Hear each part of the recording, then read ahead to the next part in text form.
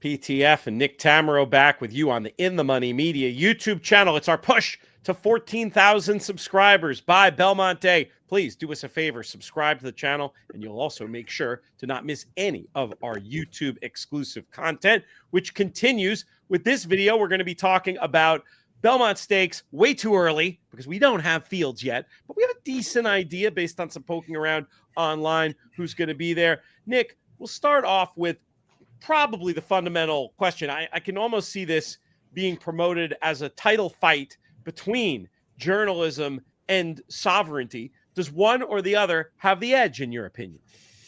It's tough to say, Pete. You want to give sovereignty the edge of a little bit of freshness, but I don't think you want to assume that freshness supersedes journalism's recency.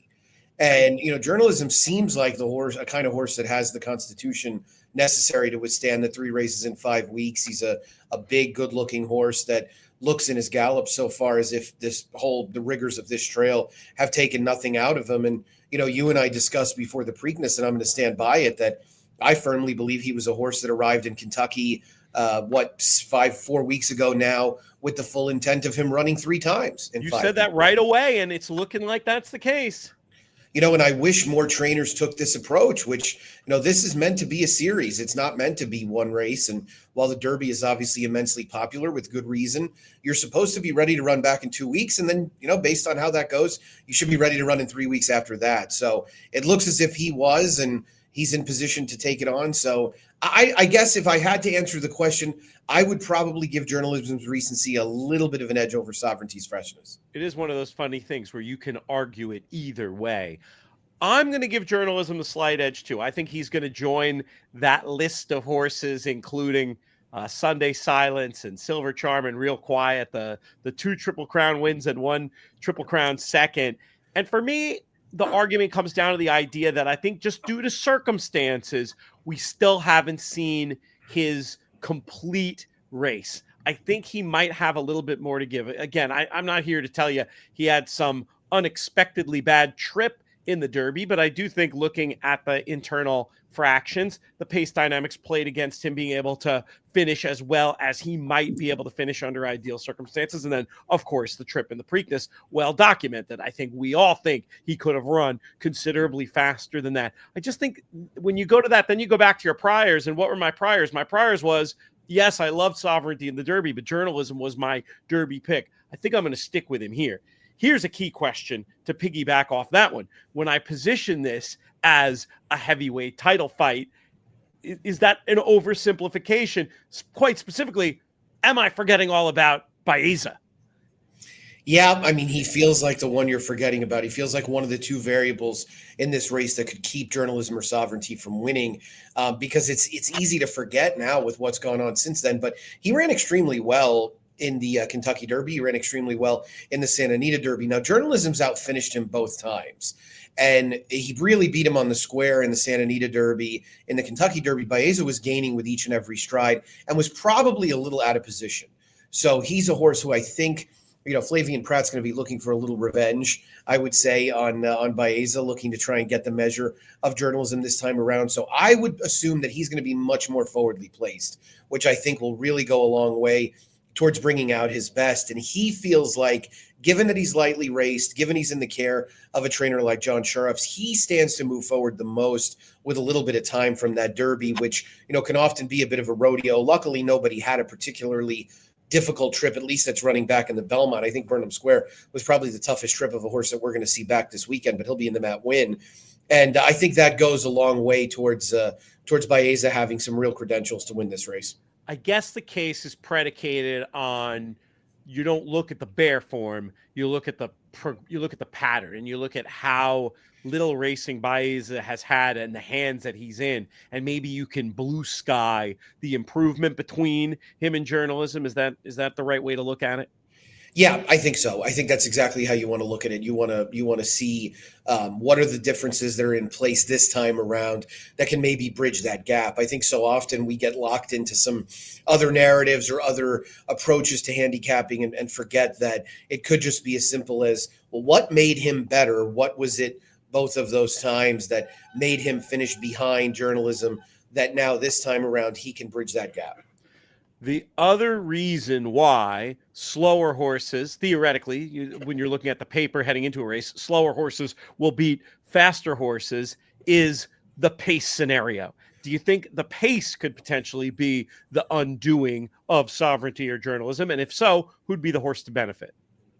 So, as of right now, with 6 horses likely to run in this race, there's one speed horse, and Rodriguez is the only speed horse by far. Now, of course, with Rodriguez, we see that he's working again.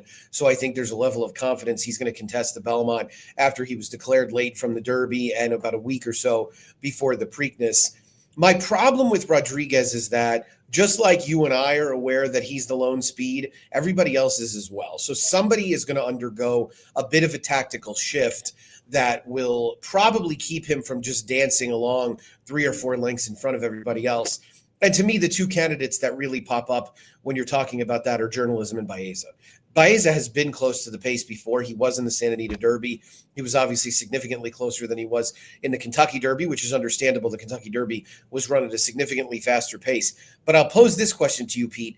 In a slow-paced mile and a quarter, where journalism is 2 lengths off the leader, isn't that exactly what he wants, right? Isn't he just supposed to start grinding away at the half-mile pole and wear them down? I feel like a pace scenario where Rodriguez is alone and isolated squarely works against sovereignty. He is the horse that really is at the biggest disadvantage in that scenario.